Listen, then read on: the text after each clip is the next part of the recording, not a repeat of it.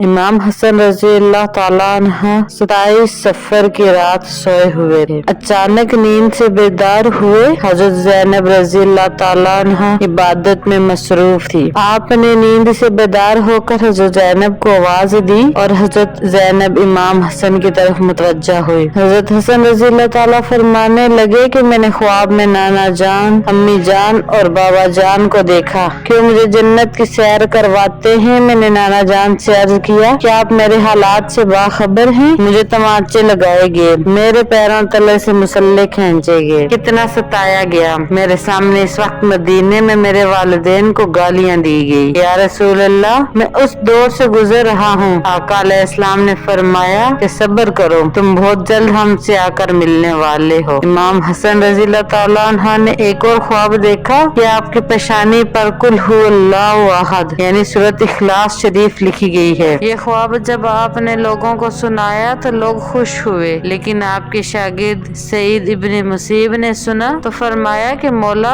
अगर ये ख्वाब की ताबीर पूरी हो गई तो समझ लें आप बहुत जल्द दुनिया से जाने वाले हैं। कुछ ही दिन बचे हैं। ये ख्वाब तो था ही, सब लर्जे हुए थे। इस ख्वाब ने और लर्जा दिया। इमाम हसन ने कहा, बहन मैंने ख्वाब देखा। हज़रत ज़ैनब ने पूछा कि ये कैसा ख्वाब है। इमाम हसन ने मशकीज़ा लाने को कहा और मशकीज़े से जब पानी पिया तो मशकीज़े में मौजूद हीरा जो पीस कर डाला गया था वो आपके पेट में चला गया। और रवायतों में आता है, मौरखीन लिखते हैं कि आपके कलेजे के 72 टुकड़े हुए। बाज ने लिखा कि 80, बाज ने लिखा आपकी आंत और कलेजे के 100 से ज्यादा टुकड़े हुए। जब आप क्या करते तो वो टुकड़े नीचे गिरते। सोचिए जरा, ये हीरा क्या होता है। इसको कांच पे चलाएं तो कांच कट जाता है। यजीद सिर्फ कातिल हुसैन नहीं बल्कि कातिल हसन भी है। इस बात को साबित करते हैं कि साजिश यजीद की थी, लेकिन जहर किसने दिया इस पर तारीख खामोश है। हजरत मौलाना हसन बरेलवी ने एक औरत का नाम लिखा है, लेकिन मुफ्ती जलालुद्दीन इस पर खामोशी का हुक्म देते हैं। मौरखीन इसमें इतने उलझे हुए हैं कि कोई वाज़िया मौक़िफ़ पेश नहीं किया जाता, लेकिन पढ़े लिखे लोग हैं उनके लिए एक बात है कि जहर देने वाला कौन है। जिस वक्त टुकड़े होकर गिरने लगा तो इमाम ने हजरत हुसैन रज़ी अल्लाह ताला अन्हा को बुलाने का हुक्म दिया ताकि कुछ नसीहत कर सकें। हजरत हुसैन आए और हालत देखकर गले मिलकर खूब रोए। भाई बताओ, आपको जहर किसने दिया? इसलिए कि सैयद साबिरीन का नवासा है। भाई मुझे जिस पर शक है, अगर वही है तो अल्लाह बेहतरीन इंतकाम लेने वाला है और शक की बुनियाद पर किसी को कत्ल नहीं किया जा सकता, क्योंकि मैं नाम लूंगा तो आप उसको कत्ल कर दोगे। जब हजरत इमाम हसन ने इमाम हुसैन को नहीं बताया कि कातिल कौन है तो हतमी तौर पर किसी के बारे में ये फैसला कर देना कि फलां कातिल है, मैं समझता हूँ कि ये ज्यादा मुनासिब नजर नहीं आया। बहरहाल जब सुबह हुई और लोग जमा होने लगे तो इस वक्त इमाम हसन ने कहा, हुसैन मेरा चेहरा कैसा नजर आ रहा है? इमाम हुसैन ने रोते हुए फरमाया, आपका चेहरा हरा हो गया। मुस्कुरा कर कहा, इस तकलीफ में मुस्कुराया? हसन, जिस तकलीफ में लोग सारी खुशियाँ भूल जाते हैं। हसन मुजतबा ने जब सुना कि मेरा चेहरा हरा हो गया तो फरमाया, हुसैन याद है ना नाना की हदीस मिराज मुकम्मल हो गई है। लोगों ने पूछा कि हदीस मिराज क्या है? फरमाया कि जब हजूर मिराज पर गए थे और हमारी पैदाइश भी नहीं हुई थी तो नाना मिराज पर जन्नत की सैर कर रहे थे तो जन्नत में 2 महल देखे, एक हरा था और एक लाल था। इस वक्त रिजवान जन्नत ने कहा, या रसूल अल्लाह, जाते जाते अपने शहजादों के महल भी देख जाएं, जिनसे पूरी जन्नत का हुस्न दोबाला होता है। हजूर ने फरमाया, ये हरा किसका है और लाल किसका है? कहा कि लाल तो हुसैन का है और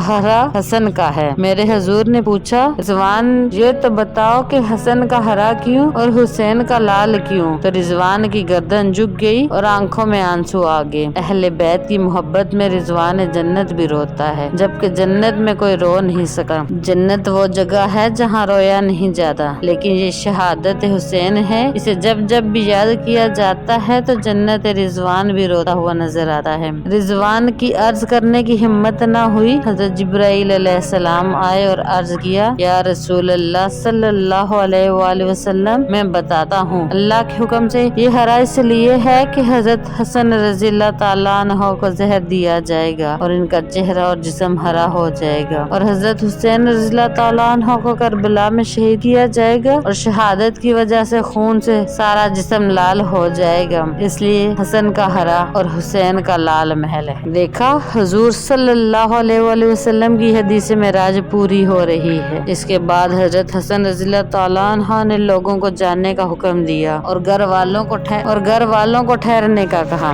اس وقت مولا حسن کے 3 بیٹے یا 4 بیٹے تھے۔ ان بیٹوں میں ایک بیٹا بڑا تھا جس کی عمر صرف 7 سال تھی۔ وہ بڑا خوبصورت اور نام قاسم تھا اور ماں کا نام ام فروہ تھا۔ ام فروہ قاسم کے سر پر ہاتھ رہتی اور اپنے شوہر کی طرف دیکھتی، گویا ان کے سامنے اپنی بیوگی گھوم رہی تھی۔ ہائے بیوگی، ہائے بے کسی، ہائے بے بسی، لیکن زبان سے کچھ نہ کہہ سکتی تھی۔ جب سب لوگ چلے گئے حتیٰ کہ کوئی نہ بچا تو حضرت حسن رضی اللہ تعالیٰ عنہ نے اپنے بازو پر بندے تعویذ کو کھولنے کا حکم ام فروہ کو دیا۔ تعویذ کھولا اور کھول کر حسن نے کہا کہ میرے بیٹے قاسم کو میرے پاس لاؤ۔ اپنے ہاتھوں سے وہ تعویذ بیٹے کے بازو پر باندھ دیا اور فرمایا، بیٹا ایک وقت آئے گا جب تو شدید مصیبت میں گرفتار ہو جائے گا، اس وقت یہ تعویذ کھول کر دیکھ لینا۔ اس کے بعد حضرت حسین کو بلا کر وصیت کی اور کہا، حسین صبر سے کام لینا اور میری تمنا ہے کہ جس وقت میرا جنازہ اٹھے تو مجھے نانا جان کے قدموں میں دفن کر دینا۔ میں نانا کے قدموں میں دفن ہونا چاہتا ہوں۔ امام عالی مقام 28 صفر کو، ایک روایت کے مطابق 29 صفر کو اور ایک روایت کے مطابق 5 ربیع